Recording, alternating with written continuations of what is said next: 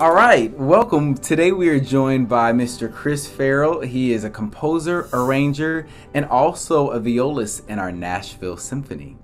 Thank you so much for joining us today, Chris. Thanks, Bryson. I'm really honored to be here and to talk about music with you.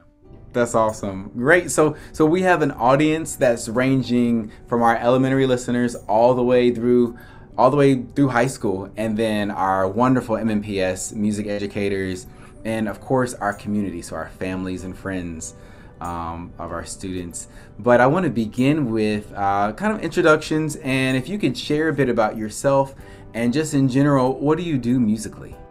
Okay, well, I do a lot of things. I'll try to keep it short. So, the first thing is that I started out here in Nashville as a viola player in the Nashville Symphony about 20 years ago. And before that, I was in another symphony in Knoxville for a few years.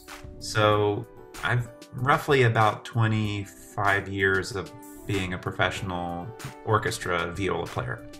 And about 10 years ago, I started composing music. It kind of was a slow, I wrote a few little pieces and then it sort of just took off. I'd try something new after I was done with the piece that I was working on, and just kind of kept going with that. So composing is, for me, is relatively new. And a lot of composers probably start composing at a much younger age. So I'm kind of, I would guess you would say I'm a little bit later to starting this than some, but what I've done mainly in the last 10 years is continue to play in the symphony, but also play recording sessions and teach in the symphony's Accelerando program and write music. That's awesome. And for all of our listeners, you have a chance to sample some of Mr. Farrell's work right here on the website. And then, of course, for those that are have accounts in Schoology, you can check Schoology as well. So thank you so much for sharing that. So I want to ask a question, and this is really for all of our listeners, of course, but we have students that are learning what a composer is, and then they're hearing this new word arranger or arrangements, and kind of, so some people are composers and some people are arrangers. So what's the difference, and what is a composer and what is an arranger? Well, okay, so it's kind of, this is a great question. A composer usually is someone who writes the original music, whether it's a song or a symphony. It really doesn't matter. Songwriters are composers too. So it's the melodies and the harmonies, for the most part, that the composer comes up with as an original piece of whatever it is. An arranger has the skills of a composer and uses those to take someone else's melodies, someone else's composed melodies, and to score them, or we call it score. That means just to write them for different instruments, maybe than were originally written for, and to make a new kind of piece that utilizes that melody or song or whatever that the composer had originally done.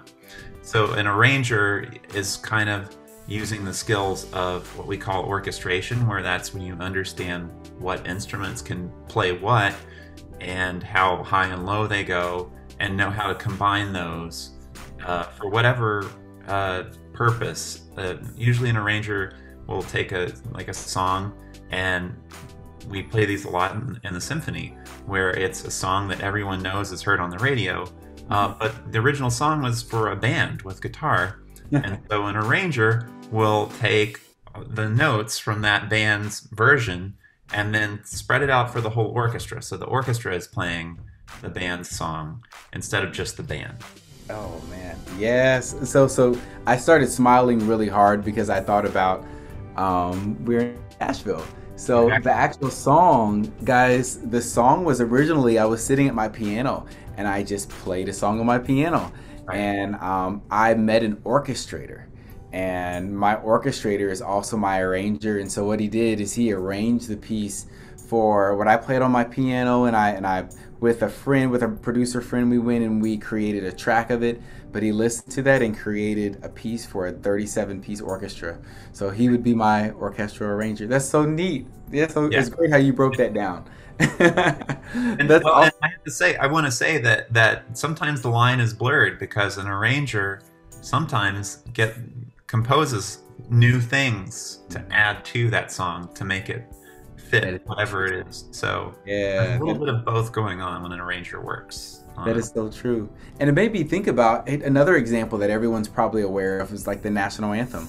So we just heard, I think Lady Gaga sung it at the inauguration. So Right. her arrangement of that was different than we've heard so many arrangements of it. But Right. yeah. Exactly. That's it. Yeah. That's great. Oh, well, thank you so much. Okay, so here's another good one. So how did you become a composer and arranger? And where did you learn what you know? So how did you, where did you learn the skills for you to be a composer and arranger? Well, I'm going to say that when I was in college, I went to school to learn to be a musician. So I have a degree in music performance. But some of the requirements of becoming getting a degree in that are to take what we call music theory, and that goes through it's kind of how you put together music to make it work. And we kind of take it apart, just like if you're reading a story and your teacher asks you to name the parts of a sentence, the nouns and the verbs or things like that. That's what music theory is. It's how music works together to make something that we can listen to. So at that time, I played in a string quartet, and we had a concert coming up, and I decided as a joke to write a piece that incorporated a TV show theme that we knew. It was called Gilligan's Island. It's a really old TV show, but it's a very catchy tune. Yeah. And so I wrote a kind of a joke, this little piece. And so that was my first attempt at composing and arranging. But I didn't really do anything more than that for a long, long time. But in playing the viola is not the instrument in the orchestra that plays melodies a lot. It does some, but not a lot. And it's not the bass part. It's not what the cellos and the basses do, the boom, boom, boom. We're kind of in between, and we fill in the musical cracks, kind of. We're the ones that kind of are accompanying all these other things that are going on. And so in listening to that over the years, I just learned, honestly, just through listening, what I thought I liked and how things are put together that I liked. And so that's really how I learned how to do what I'm doing, and I'm still learning. It's not like I've learned it all now. So it's an ongoing process. And every time I hear something good, I learn from that too. So wow. Yeah. That's really good. Yeah, that's interesting. It's interesting to hear what different composers and arrangers, what their process is and what their motivation and how they learn the skill that they have. Sure. And then you also said something really cool, and it reminded me of, for those that are vocalists and sing in your choirs, but like the altos. In the choir, a lot of times the altos may not have the melody, but they have this rich, beautiful harmony, and they're filling the cracks. but without the violas or without the altos, we sound so empty. So it's really important to have the violas and our altos in there. So that's really neat. They tend to be my favorite parts, to be honest. I love singing. I love the alto harmony. Yeah. I love the harmonic part that's in there. So it's neat how you explain that. Well, great. So this is another question around writing music, and probably one of our last ones around writing. Well, no, we have another one. But what is your process? So when you sit down to write a piece of music, do you sit down to write a piece of music, or is it recorded like on a device? So what is that process like for you? I can kind of show you. Let me see. Let me get rid of this screen here. I'm going to try and show you, because when I compose, I'm probably sitting right here at my desk. Okay. And I have a computer program that helps me write. It is what we call music notation software if you've never seen anything like it, it's basically I can enter notes onto the computer as if I was writing them in on a piece of paper. Love it. Wow. So, and I can kind of turn so you can kind of see here. Oh, cool. This is my music program that I write notes into. Okay. Nice. So the great thing about it is that I can then, after I've written notes in, I can have it play it back, and it will play back what I've written in, so I can hear what it sounds like whenever I'm doing it.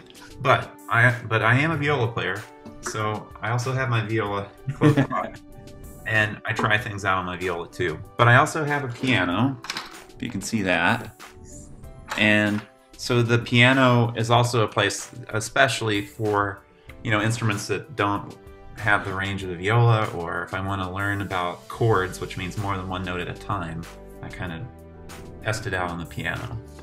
So that's my process. I usually write into the program instead of on paper, just because it's a lot faster and I can hear how it sounds right away as soon as I put it in.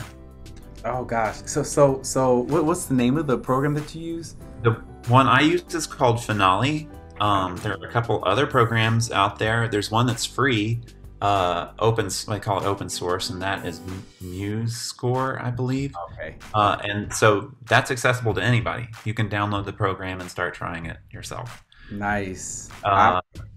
Oh, yeah, go ahead. Sorry. I was gonna say I was pretty much hooked to, I think it was Finale when I was in college, and at one point I had written a march, and I submitted it to, I can't remember the composer's name, but I submitted it, and he gave me some really good feedback on it. But I wrote a march for concert band. Oh, awesome. It's really and using those platforms and just hearing back what you've created. Yeah, exactly. And this is something that composers before computers didn't have. The only way they could hear what they've written was either to have someone play it for them, or to play kind of a version of it on the piano. So a lot of composers probably composed with the piano before computers came along. Wow, and it makes you think. I know a lot of students are studying like Beethoven, Ludwig van Beethoven, who went deaf, and he couldn't hear. So how was he? That's just one of those amazing things. That is one of those amazing things. Yeah. Okay. So, next question. Do you have any musical inspirations or people who inspire you? Is there someone that, Ton. The list is very long. I mean, of course, I grew up listening to classical music, but I also grew up listening to jazz, and I had a couple of jazz musicians that I just absolutely love, Miles Davis and Oscar Peterson as a jazz pianist. It's just amazing. Another one that's really my personal, just everything about how he played was my favorite. I just listen to his music all the time. Is Bill Evans, was a jazz pianist. Cool. But as I've gotten older, I've kind of just branched out. I listen to a lot of things. I mean, of course, as a string player, I absolutely love playing string quartets. And for me, I would love to I could play Beethoven string quartets. If that's all I ever did, I would be absolutely delighted, because they're so good. Yeah. So Beethoven, I love Beethoven, and I love Brahms, and but it depends on what day it is. I might listen to something and say, "Oh, I love that." One of the ones that I go to as far as being a composer, as kind of odd, I think, because I didn't ever think of him as my favorite composer, but I always look at his music, is Rachmaninoff, who's a Russian composer and pianist. And I have a copy of scores to a couple of pieces of his that I always go to just to look at how he used the orchestra, how he put together his melodies, and actually just the harmonies, all the notes that go along with those melodies. It's just an incredible resource. What he did was just amazing. So it's cool to hear you talk about those that inspire you, and it's almost a lesson to all of us too. And sometimes we do this without even knowing it, but if there's something that we aspire to be, to make sure we surround our ears or surround ourselves with those that we like. If I like those that we like their sound, or I like what they do, because we do tend to be like what we listen to and who we're around. It has a big influence on what we become. And so, yeah, that's really good. So I love the question, asking that question with musicians and just friends of mine too. So who do you like to listen to? Because it feeds into who they are. So that's really cool. And I forgot to mention Stevie Wonder because he's like my favorite. And, yeah, Stevie Wonder for sure. And I'm teaching a composition class to some students, and so I've used Stevie Wonder songs for several different classes as an example. Oh wow, that's awesome. Well, where are you teaching it? Well, so I have a friend who is running an education program in the Richmond Symphony. Okay. And he asked me, they had started an online school and they needed a composing teacher, and so he asked if I would do that. So I've been doing that this year. It's all online, of course, so, you know. That's really cool. Yeah. That's great. And for those that just heard that's the Richmond Symphony Orchestra. Just like we have a Nashville Symphony, Richmond, Virginia has a symphony orchestra too. So that's really cool. Okay, so all right, so just a few more. So if someone is interested in beginning to write music, so let's say I'm a student, say I'm in the 5th grade, and I'm really intrigued the idea that I can create my own music that people can enjoy and listen to is really cool. But how could I begin? What's something I can do? There are a couple things. One is that don't have in your mind that a composer is somebody that has to sit at a piano and scribble on paper. There are so many different ways of composing music, and some of them don't even involve writing down anything. So I think one of the best resources to learn how to compose is just to use like an app on your phone or on the computer, GarageBand or something like that, where you can use even just loops that are already pre-laid in, and you can just drop them into a thing and then start putting more in or taking some away and just experimenting with textures of different sounds. Yes. You can do that without ever knowing how to read music, and that's composing, just putting sounds together. But another thing I would suggest is learn how to play an instrument, whatever that instrument is. It doesn't even matter. It could be percussion, it could be drums. Just to get the feel of actually making music with an instrument will give you a language that you can draw on when you start to write more music, as you get more into writing music. That's so good. And I love the last tip that you just said. Really resonated with me. And because we may have some middle school students or some high school students that may have wanted to play an instrument. You know, maybe you're in choir and you know you wanted to play an instrument, but you feel like it's too late. It's not. It's not too late. And maybe even if you're a grown-up, you're in Nashville, Tennessee, so there's music teachers everywhere. We're all over the place. Yes. So yeah, and I say instrument, but I should also include singing. Singing's an instrument too, so I don't want to exclude that. So yeah, that is so true. Yes, I stand right behind that. That's awesome. All right, let's see. Okay, so let's stay right along the lines of music education. We just talked about music educators and those that are interested in learning more about music. So why do you believe music education is so important? Well, that's a really good question. I think we know there's science to back this up, that music is an important part of the learning process, that it helps us build synapses in our brain that help us with every other type of thing we're doing in school. And we know that, and I can't quote the actual source of this, but I know it is true, that they've done studies and found that music is one of the only activities that stimulates the entire brain, that all of the processes that go on in the brain, this is one of the only ones that does that. Wow. And so in learning an instrument or learning about music, listening to music, these are all things that help us to grow. And also it's fun to listen to it, of course, but it also is, you know, about emotional development, you know, and being able to,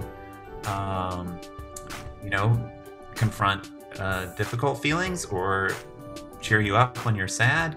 I mean, that's an important part of being a human. Yeah. To have those resources, and music is one of those things that everybody can experience and have some kind of benefit from. So I think it's essential that we keep fostering that and making sure that, you know, that music is available to kids, and so that they can participate in it.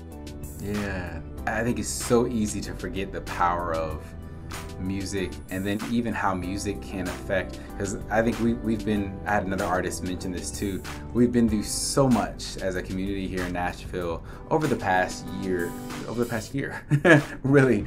But I think music can have such a powerful impact on the way we feel and how our response to things, and then how we can overcome and recover from things too. But yeah, music can be really powerful, and it's important not to discredit the power of music. And then music education is where you learn that and where you learn how to make it. So yeah, there's so much to say around. That's awesome. All right, so I have one more question, and I want to end on this one. So the name of this event and the name of this week is We Are Nashville. And so there's so many ways that, so many things I know one can say around that phrase. It's very broad, but I want to ask you, what does that phrase mean to you? When you hear the phrase We Are Nashville, what comes to mind? What does that mean? Well, I mean, I think the number one thing is that we are a community, and that Nashville is unlike a lot of other cities. It is a city whose main focus is music, right? And that there are very few other cities in the country, you know, maybe a couple, that have as diverse a musical landscape as Nashville, and that this is who we are, you know, and that what we as a community can do is support and help those in our community, and it has been a hard year. So I think that as artists, you know, we are the Nashville that can help, you know. That's good. So. That's really good. That's good. And I think we've seen more. What picture comes to mind is after the tornadoes in March, almost a year ago. I remember waking up that Saturday morning.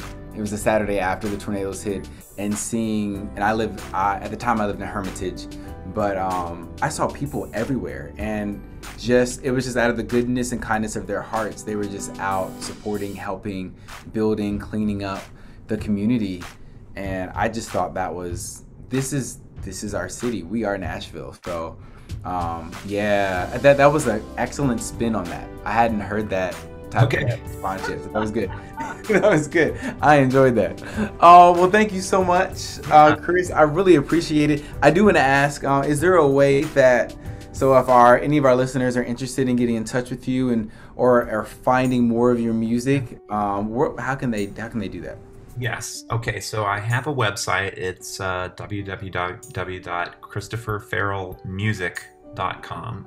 Nice. And then I have a YouTube channel, which I cannot remember the little whatever the letters are that go after it. But if you go onto YouTube and you search for Chris Farrell Viola, it comes up, and I will have a link on my website that will connect you to the YouTube channel, so you can go straight there. I have a few pieces posted on there now. I'm in the process of writing some more music that I'm hoping to post in the near future, so there should be more things coming. Yeah.